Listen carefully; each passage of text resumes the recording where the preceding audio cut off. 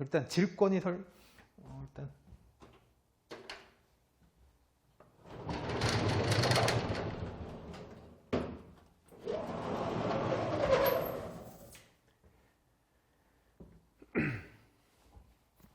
이 체납 처분의 효력이라고 해서 이제 압류를 했을 때 효력을 미치는 효력이, 그러니까 효력을 다음에 뭐 어떤 효력을 미친다, 미치지 아니한다, 이런 내용이에요. 결국 일단 첫 번째 4가지가 있는데, 질권이 설정된 재산의 압류. 그러니까 재산을 압류했는데 질권이 설정됐대요. 질권이라는 게 이런 거죠. 뭐 담보를 하게 되면 동산, 부동산 2가지가 있는데, 동산에 대한 담보는 뭘로? 질권 설정을 하는 거고, 부동산에 대한 담보는 저당권 설정을 해요. 잘 보세요.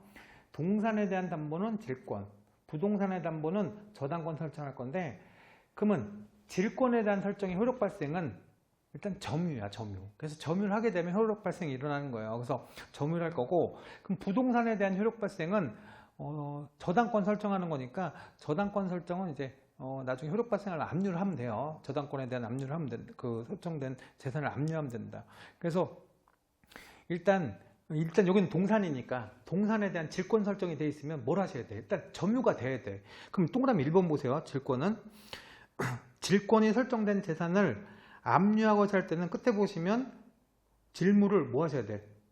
질권에 대한 물건을 인도를 요구하셔야 돼. 점유를 해야 되니까. 그래서 1권을 요구하고, 근데 중요한 거 그거 줄거 놓으세요. 이 질권이 언제 설정된 게 중요한 게 아니야. 질권의 설정 시기에 상관없이 무조건 인도를 하여야 돼.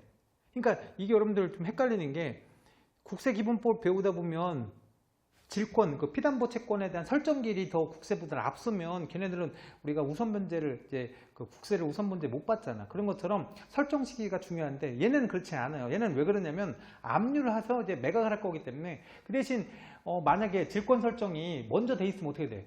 그 우리 국세보다. 그러면 얘네들은 먼저 배분 받아 가겠죠. 그거지.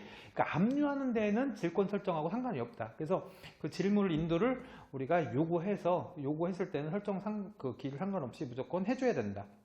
그 다음에 제3자도 그거 내줘야 돼요. 제3자도 똑같이. 그래서 하시는 게 이제 1번이고. 뭔지 아시겠죠? 그래서 일단 질물에 인도 요구한 다음에, 그 다음에 인도 하여한다. 그거고. 2번째. 체납처분의 효력인데, 그럼 2번째는 체납처분의 효력 그거 가르쳐서 가처분이라고 써놓으세요. 그래서 가압류, 가처분, 거기 이렇게 써 있잖아요. 그래서 거기 1번 재판상 가압류, 가처분 재산이 있대요.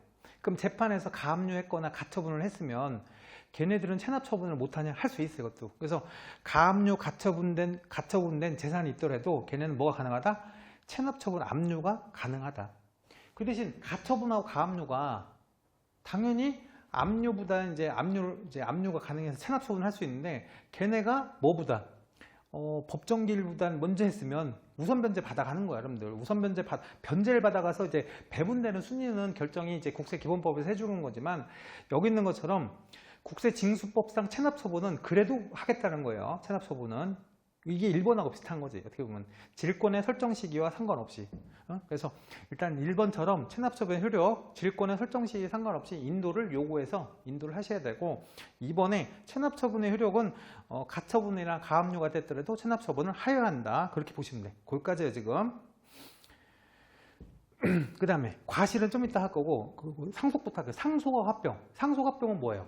우리 국세기본법에서 납세 의무를 뭐 한 거야? 승계한 거죠, 승계. 그래서 납세 의무를 승계한 거기 때문에 어떻게 보면 납세 의무도 그냥 승계가 되는 거야. 그러면 체납처분되는 요 상속 합병할 때 체납처분도 그대로 유지가 되겠죠. 그래서 그 1번 보시면 체납자가 이제 체납처분 집행 후 사망하셨대. 그러면 이 체납처분을 했던 그 체납자에게 행했던, 거기 보시면 그 행한 행위가 체납처분도 계속 진행될 거고, 그 효력이 상속인과 합병법인에 그대로 미치는 거야. 그냥 체납자한테 우리 체납을 우리 했던 그 재산이, 압류한 재산이 있는데 체납처분을 하고 있었는데 돌아가셨대. 그래도 상속인이 이제 그 재산을 물려받을 건데 계속 진행을 하면 돼요. 그래서 효력을 미친다, 맞는 거고. 동그라미 2번. 체납자가 사망한 후 체납자 명의의 재산에 대해서 압류한 압류는 그 재산을 상속한 상속인에 대해서 한 걸로 푼다. 그러니까 마찬가지죠. 그래서 상속 합병 시 체납처분 효력, 알 수 있겠죠. 이렇게 나오면 맞는 거예요. 그래서 그대로 효력이 미친다는 거죠. 체납처분 효력이 상속인하고 합병법인에게 그대로 미친다. 이렇게 보시면 돼요.